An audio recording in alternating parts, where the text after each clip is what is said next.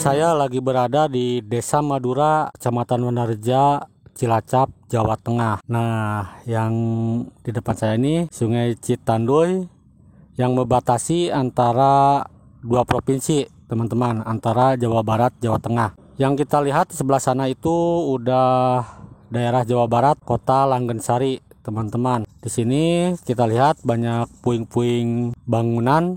Itu kita lihat, teman-teman, tuh. Nah, itu menurut Kang Ceceng itu puing-puing bekas pelabuhan yang dibangun sekitar tahun 80-an.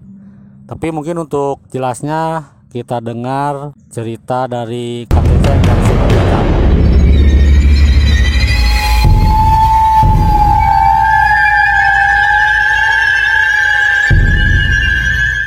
Assalamualaikum warahmatullahi wabarakatuh. Teman-teman di Jakaruhun, jumpa lagi dengan saya bersama Kang Ceceng. Kali ini saya akan menelusuri jejak Karuhun, jejak sejarah yang ada di Desa Madura, Kecamatan Wanareja. Kebetulan ini yang akan kita telusuri, yaitu muara Sungai Cibaganjing bertemu dengan Sungai Citanduy. Jalur sungai ini nanti sejarahnya menyambung ke Desa Panulisan. Yang mungkin untuk lebih jelasnya nanti kita dengar narasumber kita, budayawan kita, Kang Ceceng, ya.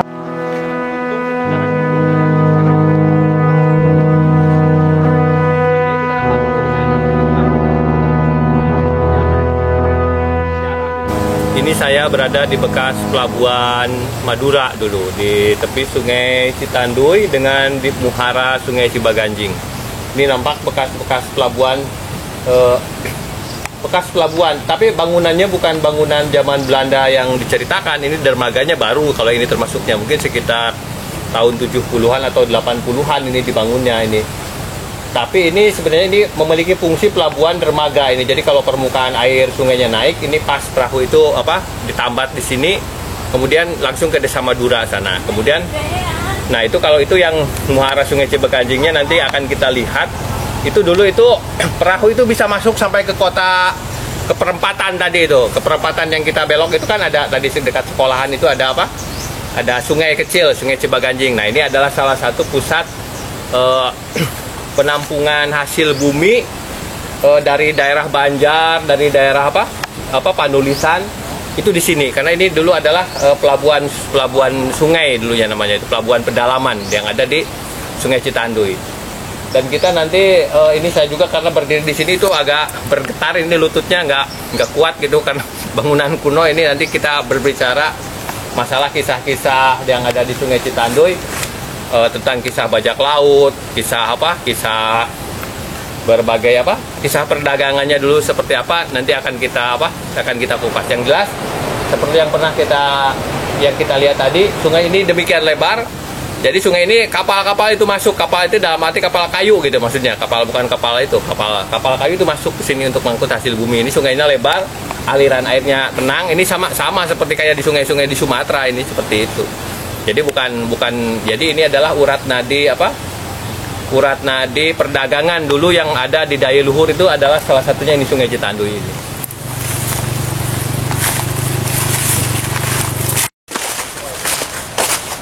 Kita akan menuju muara Sungai Cibaganjing.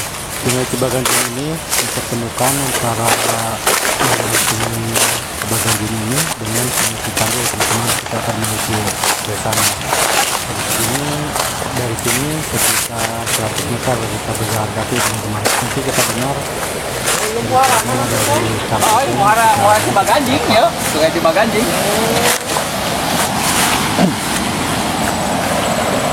Muara Cibaganjing, isi Citanduy. Ya, Citanduy ya.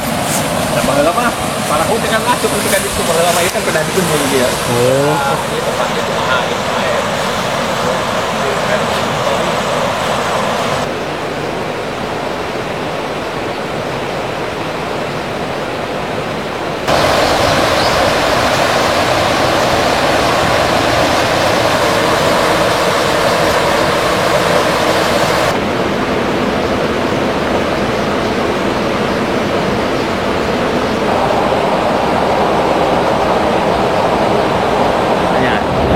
Nah, di sini itu merupakan sebuah kota pelabuhan atau kota pusat perdagangan ini sebenarnya. Pelabuhan, kota pelabuhan tapi pelabuhan sungai gitu. Pelabuhan sungai kebetulan itu. Nah, itu Sungai Citanduy-nya sendiri itu kan lebarnya segitu. Itu kalau perahu-perahu kayu itu lewat dulu itu. Jadi bisa apa guralang lah kalau bahasa Sunda mah gitunya. Dan kemudian ini Sungai Cibaganjingnya ini kalau sekarang kan dibendung nggak kelihatan gitu ya karena dibikin tanggul. Kalau dulu itu permukaan airnya rata sampai ke apa? Ke sekitar perempatannya sekarang itu. Kalau di sana itu ada semacam kalau orang Belanda bilang itu loji.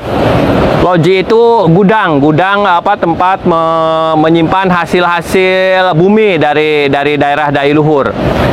Rata-rata hasil buminya itu komoditi, kalau kita bilang itu adalah kopi kalau di sini itu. Kemudian itu apa? Nila. Nila itu alat pewarna pakaian tapi alami. Nila warna ungu nih seperti gini.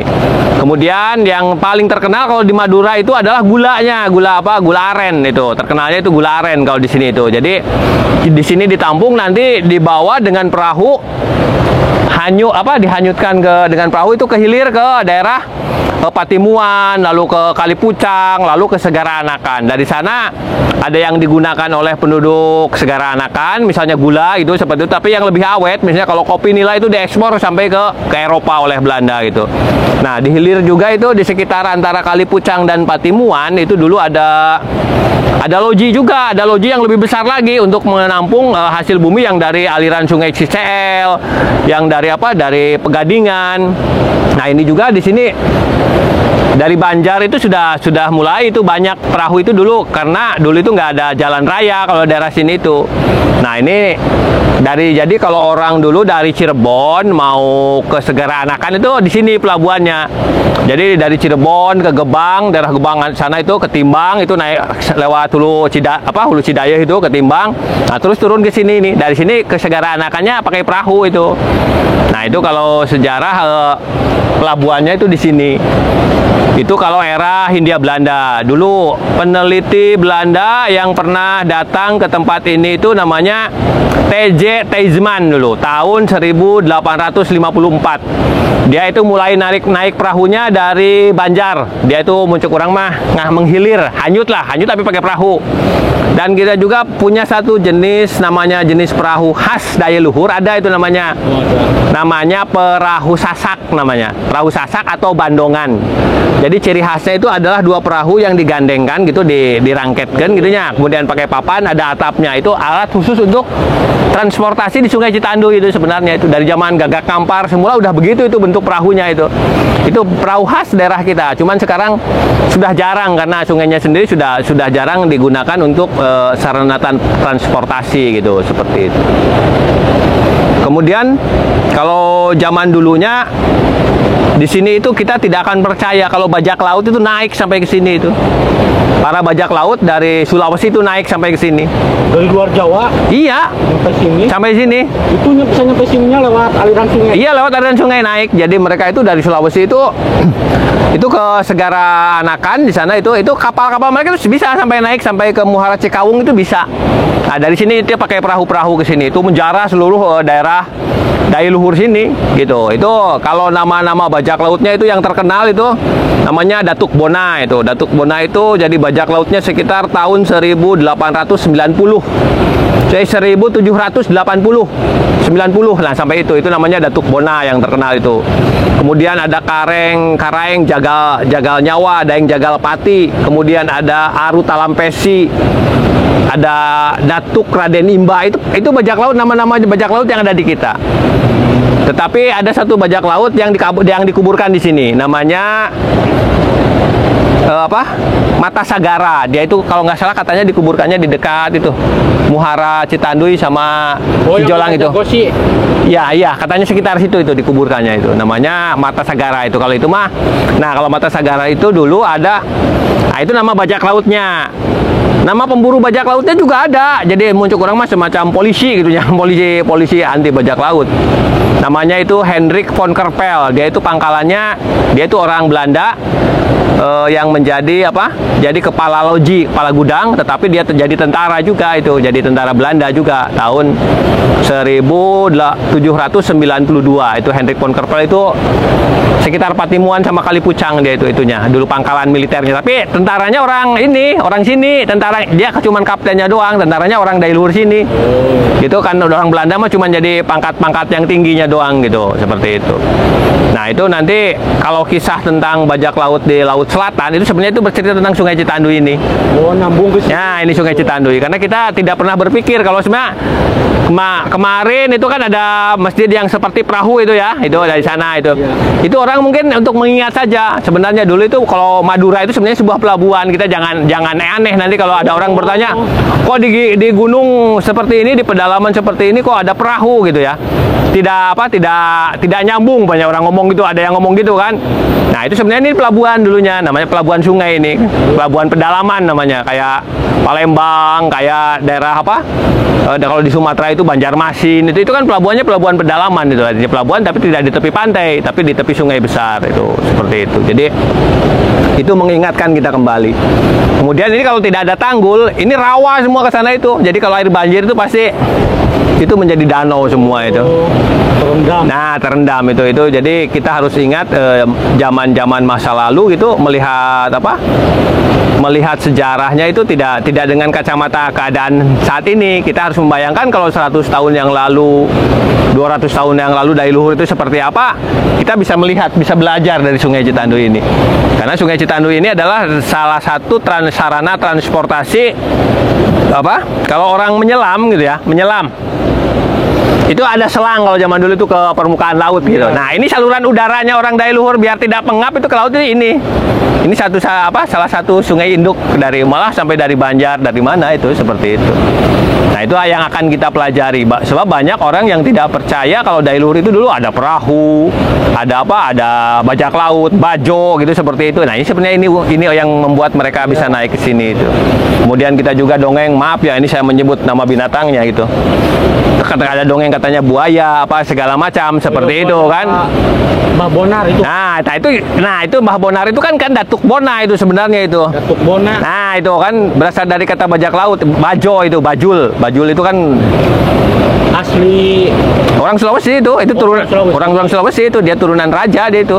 Cuman dia jadi bajak laut karena apa? Ya muncul orang kalah persaingan gitu. Ayo, kalah persaingan menjadi menjadi seorang raja itu. Dan kisah Datuk Bona itu udah dikonfirmasikan ke Sulawesinya, ke Kabupaten Bone sudah saya konfirmasikan kisah-kisah tentang bajak laut di sini itu sama dinas pelestarian budaya di sana gitu. Malah buku-buku kitab tentang Bugis sudah saya konfirmasikan di sana ke Kabupaten Bone karena bulan ini ada ulang tahun Bone yang kesekian ratus lah gitu, seperti itu. Nah, ini hanya sekedar kita mengingatkan gitu.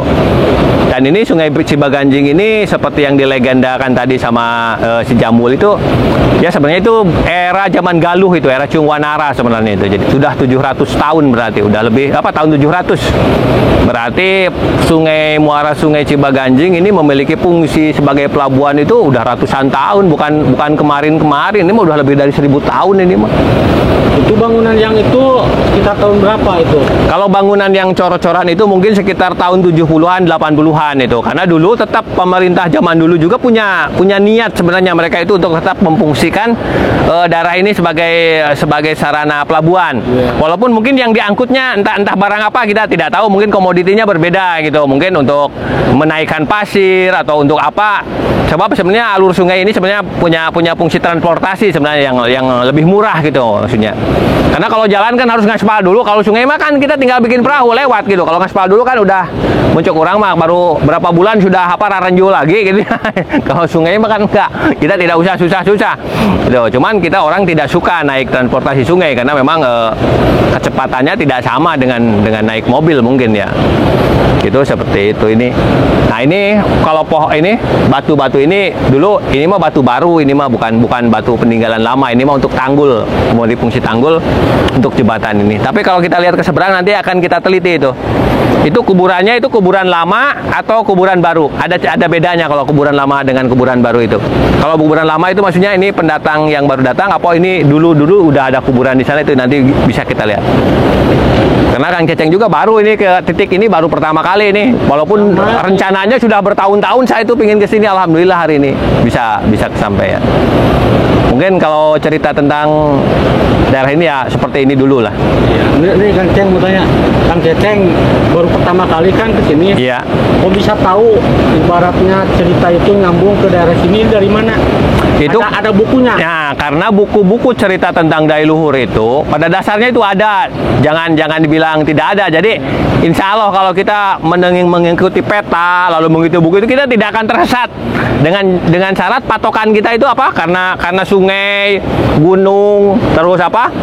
Itu tidak akan berpindah kita. Yang berpindah kan jalan. Nah, gitu. Kita tidak akan tersesat. Nah, teman-teman, dari sini terlihat ada sebuah pemakaman sebelah sana. Kita akan berjalan menuju ke sana. Nanti kita dengar ceritanya dari Kang Ceceng seperti apa ya. Kita akan menuju ke sana. Ini suasananya, pemandangannya indah sekali teman-teman. Kita lihat di sebelah sana persawahan yang luas dan pemandangannya sangat indah. Kita akan berjalan menuju ke sana teman-teman.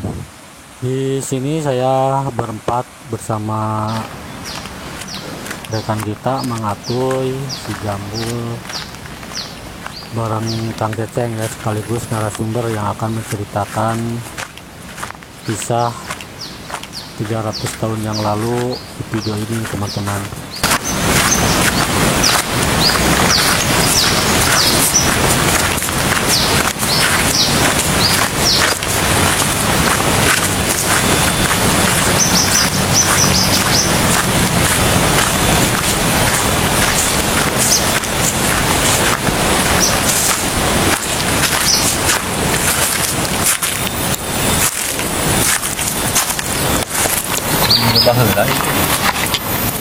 Tanah lain maksudnya mah tanah tanggul nang urug apa tanah lain urugan gitu kan bedana gitu. Lamun tanah baru berarti pemakaman lagi baru sebab tanggul mah kan sanggus jama loba. Ada yang aneh nih dikit. Jamur terbesar di dunia kayaknya ini. Jamur itu kan. Jamur. Ini jamur ini. Saya belum pernah lihat yang segede gini ini. Jamur gitu. Ini jamur ini. Tuh, gede-gede banget ini. Saya belum pernah melihat jamur yang seperti ini segede gini, saya mah belum pernah lihat. Berarti ini jamur ini udah berapa tahun ini sampai bisa segede gini itu. Tuh, di atas ada juga.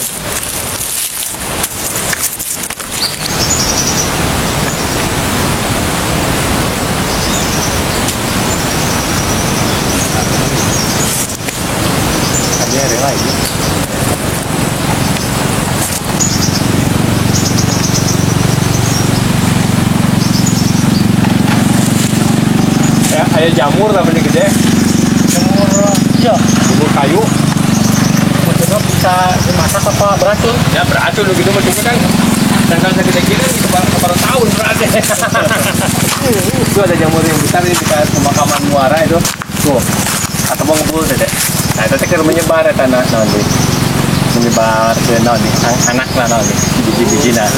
Nah sebenarnya itu lamun kita tahu itu abu seperti itu, orang bilang seperti yang maaf ya, kalau jamur tertentu itu berwarna kalau malam itu mereka itu bisa apa ya seperti itulah kayak sihir apa kayak siluman orang bilang seperti itu. Nah sebenarnya begitu itu, tidak ada pembakaran tidak apa tapi keluar asap.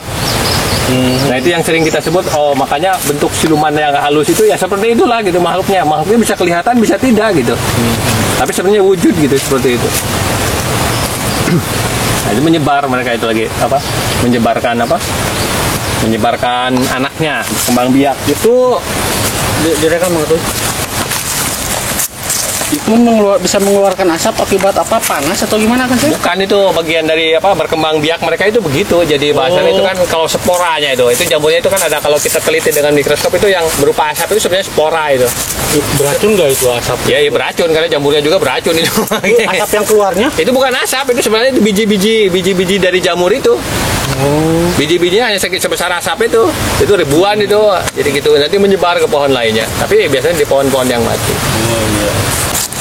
Ini pohon beringinya mungkin ya udah kalau 100 tahun mah ada kayaknya. Kalau ini? Iya pohon beringinya ini. 100 tahun lebih lah bahasanya, karena ukuran gede. Saya cuman lagi meneliti ini. Ini kan kalau kita untuk menandakan bahwa ini kuburan lama atau baru itu dari apa? Dari tanahnya. Jadi tanah ini sebenarnya tanah urugan untuk tanggul apa tanah yang dulunya sudah muncul gitu. Apa yang tanah yang sudah muncul dari awal. Karena kalau luhur dari luhur itu tidak akan membuat kuburan di tempat yang bahasanya itu bisa terbanjiran. Tidak. Biasanya begitu. Oh, ini daerah. Nah, itu ini kemungkinan kalau banjir pun tidak naik airnya. Kalau ini asalnya apa? Daerah Mumbul gitu bahasanya gitu ya. Gitu. Tapi karena ini menyambung dengan tanggul, saya tidak tahu asal usulnya ini. Apakah ini kalau bareng dengan tanggul ini dibikin kuburan, mungkin ini bisa disebut kuburan baru. Sebab saya juga tidak melihat ada kuburan lama di sini. Kalau dari bentuk kuburannya saya tidak melihat kuburan lama ini. Tidak tahu kalau di bawah pohon beringin ini ada kuburan lama atau tidak, saya nggak tahu. Ada juga tuh yang saya lihatnya tidak lama. Berarti Kang Ceng, pohon ini sama kuburan lamaan pohon ini ya? Maksudnya ini lama itu maksudnya kalau Kang Ceceng mah kan lamun can 300 tahun mah can lama ada Kang Ceceng mah gitu. Ini kalau 100 tahun mah sudah ini mah jadi kuburan lebih dari 100 tahun mah gitu. Cuman kita kan lagi mencari jejak yang ratusan tahun yang lalu gitu. Misalnya di tempat ini ada kuburan yang sudah beratus tahun tidak gitu di sini gitu. Apakah ini sudah bubar? Cuman kampung terdekatnya saya tidak melihat ini. Kampung terdekatnya Itu Kang Ceng, sana Poli. Nah, maksudnya itu kalau jauh dari kampung, jauh dari perkampungan berarti kan kuburan lama. Jadi kampungnya sudah bubar tapi kuburannya masih ada. Jadi seperti itu biasanya. Biasanya di dekat sini dulu ada kampungnya. Biasanya di dekat kuburan ini ada kampungnya. Mungkin sebelah sana itu kayaknya. Tapi kalau dari bentuk tanahnya ini yang cocok sebelah sini itu dulu jadi kantor ini. Semacam kantor pengawasan, penjagaan keluar masuk. Untuk orang terminal kan so kayak poskoan gitu. Ya, kapal-kapal. Nah, gitu perahu-perahu gitu itu. Jadi seperti itu biasanya. Pemeriksaan. Pemeriksaan. Saya mau melihat sedikit dari arah sebelah sana itu. Ya, ayo.